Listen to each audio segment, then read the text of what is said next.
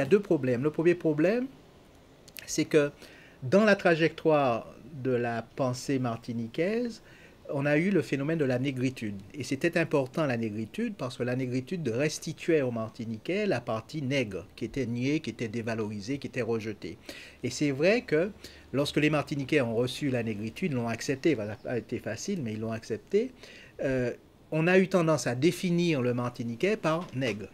Je suis nègre, je suis black ou je suis africain, comme si ça suffisait. La société martiniquaise, les classes sociales ici, ce sont des classes de couleur. Et pour la plupart du temps, ils ne veulent pas que ça bouge. Je dirais que les pires, c'est ce qu'on appelle la mulâtraille, la classe mulâtre. C'est certainement la pire, de mon point de vue, qui veut conserver un statut par la couleur. Et il est très difficile d'aborder vis-à-vis d'eux, vis-à-vis des béquets, vis-à-vis des noirs, des nègres, les vraies problématiques, les vrais problèmes. C'est peut-être un problème sociologique, mais je crois qu'il y a un problème d'expression ici. C'est dû à notre histoire, c'est dû à notre situation politique, je pense, qui fait qu'on a des fois du mal à dire des choses, où on ne sait pas comment les dire, on ne sait pas vraiment quoi dire en fait. Je pense qu'on est quelquefois dans une impasse intellectuelle. Ça, c'est mon point de vue. Non, je ne crois pas. Je n'ai pas le sentiment. Je n'ai pas le sentiment. Non, de ce point de vue-là, c'est un pays qui est assez libre. S'il y a une censure, c'est peut-être une autocensure. Des gens qui n'osent pas publier un certain nombre de trucs, peut-être voilà. Pour ne pas. Parce qu'on est un petit pays. Et donc tout le monde connaît un peu tout le monde. Et donc parfois, les gens peuvent hésiter à publier quelque chose parce qu'ils risquent de choquer quelqu'un de proche. Ça ne veut pas dire qu'ils ne le pensent pas. Mais je ne pense pas qu'il y ait une censure qui dise que ça on ne peut pas le dire, ça on ne peut pas l'écrire, ça on ne peut pas le faire. Non, je n'ai pas le sentiment. J'en ai pas le sentiment. Non. Je ne vois pas vraiment ce que ça peut être, la liberté d'expression. Bon, on peut donner ses idées, mais je ne sais pas si ça touche vraiment, ni si ça fait quelque chose vraiment, la liberté d'expression. Il y a les guignols, ce qu'on appelle les guignols de l'info. La meilleure santé d'un pays, à mon avis, se jauge par la présence au niveau de la possibilité de critiquer son propre système, son propre gouvernement. Et donc, par exemple, avec les guignols de l'info, les politiciens y passent, les faits de société sont traités, et ça veut dire qu'il n'y a pas de censure. S'il y avait de la censure, ce genre d'émission n'existerait pas. Nous sommes dans une démocratie, c'est clair, c'est-à-dire que je peux dire ce que je veux, mais le système colonial nous a tellement formatés qu'il n'a plus besoin de faire de censure parce que nous-mêmes, nous faisons notre propre censure. D'accord ? Ça veut dire qu'il y a des choses qu'on ne dit pas parce qu'on est formaté à ne pas dire. Donc le système n'a plus besoin de faire la censure. C'est le système ultime de censure, à mon sens, c'est celui-là. Et ça, je crois que dans le monde, c'est la France qui a le mieux réalisé ça. Nous essayons de définir. Et l'autre problème, c'est que nous sommes encore sous domination coloniale, c'est-à-dire nous sommes encore administrés par la France.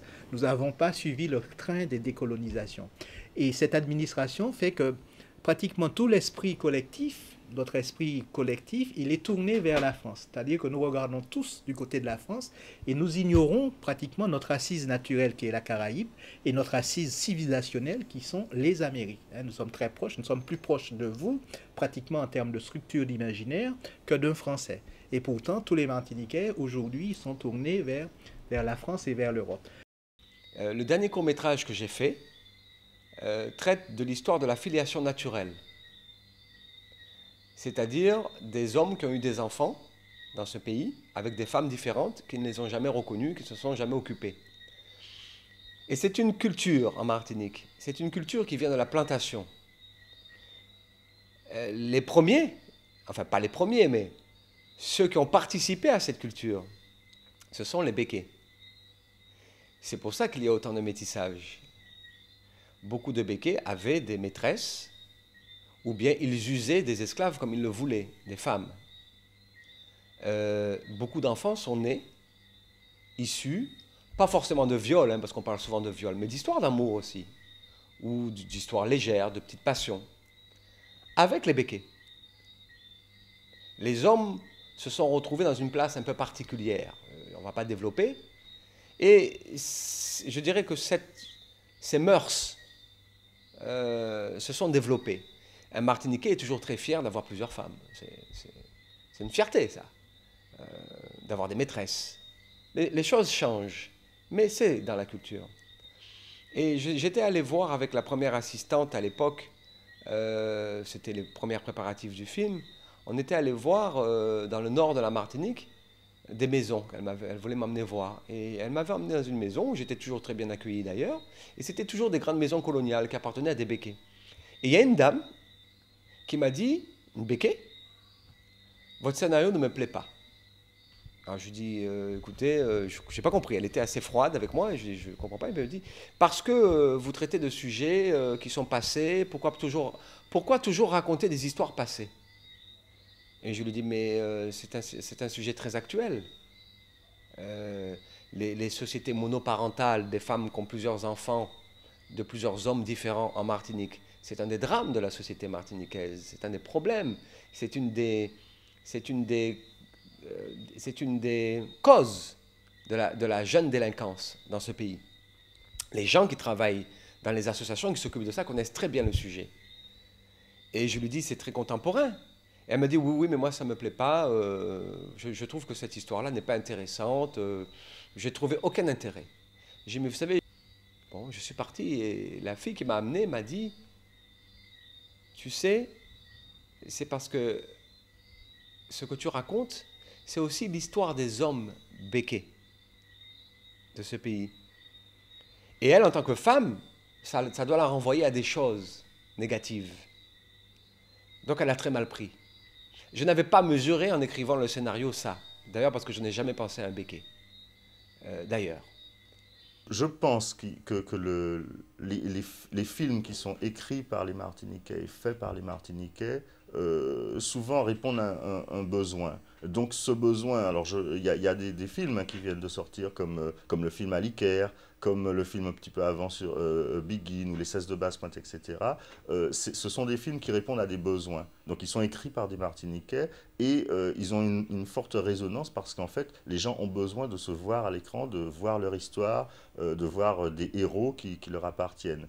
Maintenant, à mon sens, ça peut être un piège parce que souvent, sortis de ce contexte-là, les films, le petit piège, c'est que les films n'ont pas forcément d'envergure suffisamment universelle. Je m'entends.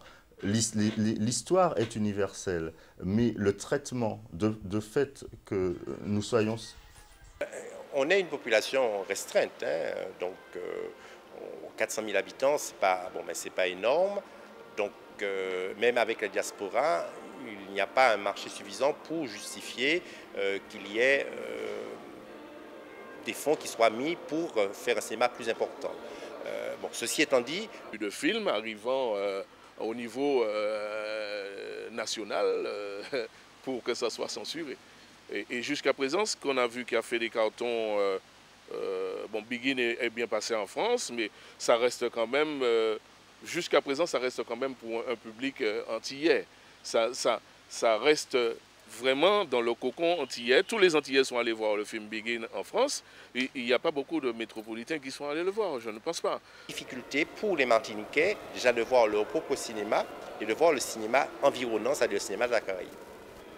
Alors, je crois qu'il existe un cinéma fait par des Martiniquais, il est concret, il y a des films qui sont faits par des Martiniquais, écrits par des Martiniquais, et retraçant souvent des épisodes historiques de la Martinique ou des Antilles, en tout cas liés au pays. Maintenant, est-ce que le cinéma est fait pour quelqu'un ou le cinéma est fait pour le monde entier? C'est-à-dire que quand on fait un film, point. On ne se pose pas forcément la question du pourquoi, à qui on adresse le film. Mais le problème souvent dans ces films, si le fait qu'on soit si proche de cette histoire-là, je parle en termes de scénarisation et de réalisation, fait que justement, il y a des choses qu'on néglige et ce qui fait que des fois, les films, justement, perdent leur côté universel. Parce que justement, on oublie certaines choses. Et voilà, on oublie simplement que il y a des personnages comment dire, qui sont inconnus ailleurs qu'ici. Et donc, il faut peut-être donner des fois des clés aux spectateurs pour qu'ils comprennent les choses. Et on l'oublie parce que souvent, on a tellement envie de dire les choses, le peu de films, justement, qui sont dans cette mouvance-là, on a tellement envie de dire les choses qu'on oublie ce détail. Donc, toutes ces problématiques de clarification, de revalorisation d'une culture créole qui a été un petit peu dilapidée, etc., d'exploration de l'histoire, parce que ce sont les colonialistes qui racontent l'histoire. L'histoire des Amérindiens, des esclaves, tout ça n'est pas raconté par les colonialistes. Donc, récupération d'un discours historique, tout ça, c'est la base de ce que j'écris, à la fois dans mes romans et au cinéma. La censure, ce qui est formidable, c'est que la censure, elle n'existe qu'en nous-mêmes. Vous voyez, et c'est sans doute l'une des intentions du cinéma que d'enlever cette censure que nous donnons à notre propre image. À la baraquette, à la rampiano, titi beau, gros sirop, tablette coco, caïman loudo, cabaye golo, bourreau. Alors je crois qu'à la Martinique, il existe une liberté d'expression au niveau cinématographique. Je crois que la censure existe, mais c'est plutôt de l'autocensure. C'est l'autocensure qui existe. Je ne pense pas que la censure en tant que telle, elle n'a même pas besoin d'exister, la censure, puisque en général, soit on se réfère à des événements du passé, donc on peut tout dire, puisque personne ne va nous empêcher de dire les choses, puisque les protagonistes sont décédés souvent, et donc il n'y a plus de raison d'être à la censure. Et quand on parle du présent, on est justement suffisamment formaté pour ne pas dire des choses qui dérangent. Et on se conforte dans ça.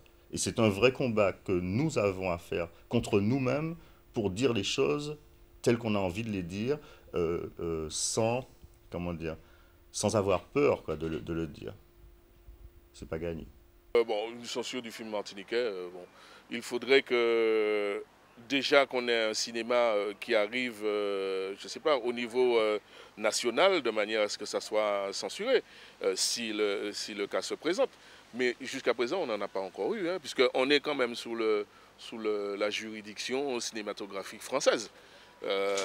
Si on avait déjà eu des films grandioses qui soient arrivés sur le marché avec des choses à censurer, ça aurait été certainement fait, puisqu'on reste toujours comme je dis, on est français, donc on est dans la législation française. S'il y avait à censurer un film, on l'aurait censuré. Je n'ai pas d'écho particulier de censure existante sur des films qu'on souhaiterait voir ici. Bon, on voit ce qu'on veut. Mais tout dépend dans quel contexte. Si c'est dans le contexte du cinéma officiel, en général, le distributeur de films va acheter des films qui... La censure dans le cinéma, oui, j'y crois, beaucoup chez nous. Alors pourquoi ? Parce que je pense que nous n'osons pas, les réalisateurs qui font des courts-métrages en Martinique par exemple, on parle du court-métrage, du cinéma en général. Court-métrage. Les réalisateurs qui font des courts-métrages par exemple, très souvent, traitent de sujets. On a vu beaucoup de sujets par exemple sur la drogue, sur le sida. Des sujets très importants, mais en même temps, je dirais bien pensants. On est dans l'ordre des choses. Et je ne suis pas sûr qu'on puisse aborder tous les sujets en Martinique. Le cinéma, c'est un art, mais c'est également une industrie. Donc s'il n'y a pas de financement, c'est difficile, mais il est toujours possible de faire des choses, à mon sens, et de s'exprimer.